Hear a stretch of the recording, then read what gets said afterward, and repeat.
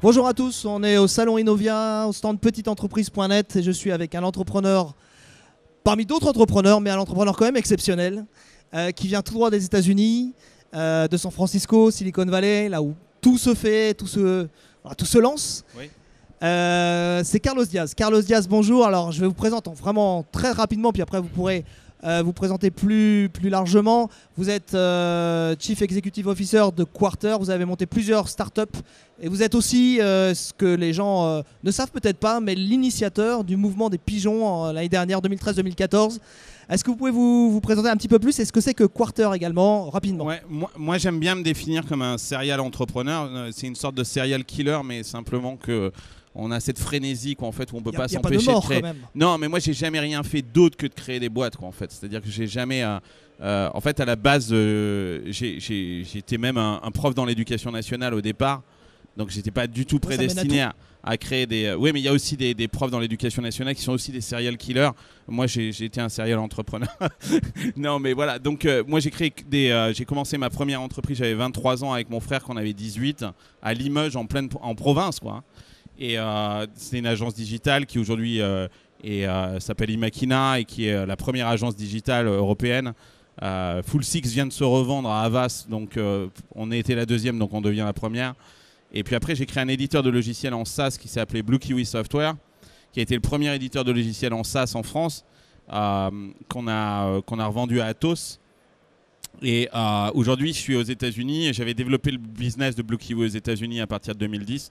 Et quand on a revendu Blue Kiwi en 2012 à Atos, moi j'étais aux États-Unis, j'étais à San Francisco et j'ai pas voulu rentrer en France et j'ai voulu rester à San Francisco parce que la Silicon Valley, parce que c'est comme jouer en Champions League et que quand on est là-bas, on a envie de rester. Quand on joue au Real, qu'en fait, on a envie de... Enfin, non, pas au Real, moi je suis du Barça. Quand on joue au Barça, qu'en fait, on a envie de continuer à jouer au Barça, on n'a pas envie de revenir forcément jouer en régional, quoi, en fait. Très bien. Est-ce que vous pouvez nous en dire un petit mot sur le mouvement des pigeons, où est-ce que ça en est, et puis comment ça a un petit peu commencé, et pourquoi ce mouvement, comment ça s'est passé? Alors, le mouvement des pigeons, d'abord c'est fini. L'objectif du mouvement des pigeons, c'était pas du tout de perdurer. Ce mouvement a été initié de façon complètement improbable pratiquement. C'était pas du tout, il n'y avait pas du tout un projet politique ou syndical derrière ça. Il y avait simplement un ras-le-bol, une réaction. C'était en septembre 2013. En fait, le gouvernement a annoncé la loi de finances et il y avait dans cette loi de finances des choses qui étaient absolument abominables pour l'écosystème des startups. Je ne suis même pas certain qu'à l'époque, d'ailleurs, les gens se rendaient compte. Je pense que même le gouvernement, c'était une boulette du gouvernement, c'est-à-dire qu'ils ne se rendaient pas compte de la gravité des décisions qu'ils allaient prendre et de l'impact que ces décisions pourraient avoir sur les startups en France. Et quand j'ai lu la tribune de Jean-David Chamboredon dans La Tribune, dans le journal La Tribune, j'ai simplement réagi sur ma page Facebook et où j'ai initié une conversation avec mes amis. Mais cette conversation, c'était un vendredi, elle nous a dépassés et pendant le week-end, il y a eu des centaines de personnes qui se sont mis à réagir. Et je crois que quelqu'un a dit dans la conversation, ils nous prennent pour des pigeons et on a dit, bon, on n'a qu'à ouvrir une page Facebook. Et on a un jeune qui est venu avec un visuel, vous vous rappelez du visuel des pigeons, qui a créé ce visuel-là et on s'en est emparé. Et on a dit on va monter un truc, mais c'était comme une blague, un truc un peu comme Anonymous. On ne voulait pas être visible. Et on s'est retrouvé en une semaine 75 000, ce qui n'était pas du tout prévu. Et on s'est rendu compte qu'on était là, on avait entre les mains quelque chose d'absolument incroyable. Le gouvernement a commencé à avoir peur. Il s'est dit mais qu'est-ce que c'est que ce bazar? La presse s'est complètement emparée de ça. C'était très drôle d'ailleurs parce que la presse, nous on refusait de parler à la presse. C'est-à-dire qu'ils nous approchaient à travers la page Facebook et ils nous disaient voilà, c'est le journal de TF1, on aimerait que vous passiez aux 20h, etc. Et nous on leur disait non, on ne parle pas à la presse. Et plus on disait à la presse qu'on ne parlait pas à la presse et plus elle parlait de nous, quoi, en fait, quoi. Donc et pendant à peu près 2-3 semaines, il n'y avait que ça, jusqu'à ce que Libé fasse la une avec le visuel des pigeons, qui a été... voilà. Et même la presse internationale s'en est emparée, le Times, etc., s'est mis à parler de ce mouvement d'entrepreneurs français qui se rebellent. Et voilà, quoi. Donc, c'était vraiment pas volontaire.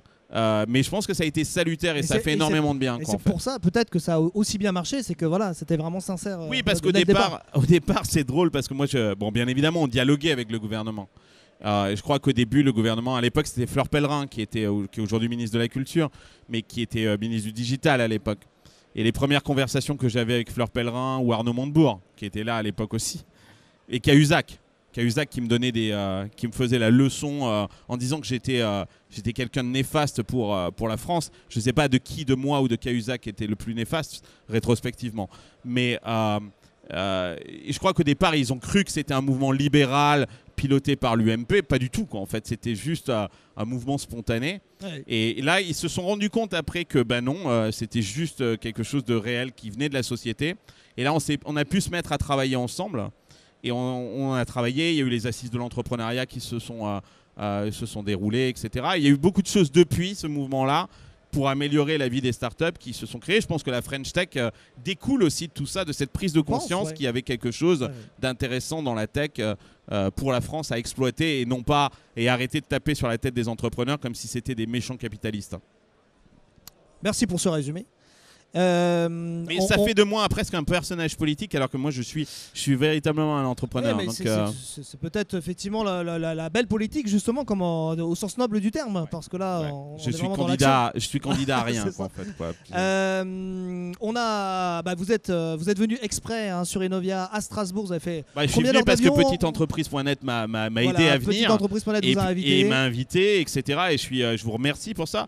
Parce que moi j'adore les entrepreneurs, j'adore l'entrepreneuriat, c'est ma passion. Depuis que l'âge de 23 ans, je crée des entreprises et j'ai une passion folle pour le digital, mais surtout les entrepreneurs. Et vous m'avez demandé de venir et moi je suis un petit gars de province. Moi je viens de Limoges à la base, de Limousin. Et je trouvais que cette initiative, vous m'avez parlé du projet d'Innovia et puis de ce que fait petiteentreprise.net, je me suis dit, si vraiment vous pensez que je peux être utile et que je peux vous aider et venir apporter mon témoignage, avec un énorme plaisir, et je vous remercie de m'avoir invité. Surtout sympa. À Strasbourg où je suis jamais venu, je connais pas l'Alsace. C'est super sympa. Généralement, je monte pas plus haut que la Loire, quoi, en fait, quoi. Donc, je suis très heureux d'être là. Mon visa est à jour, tout va bien. En fait, Bon, okay.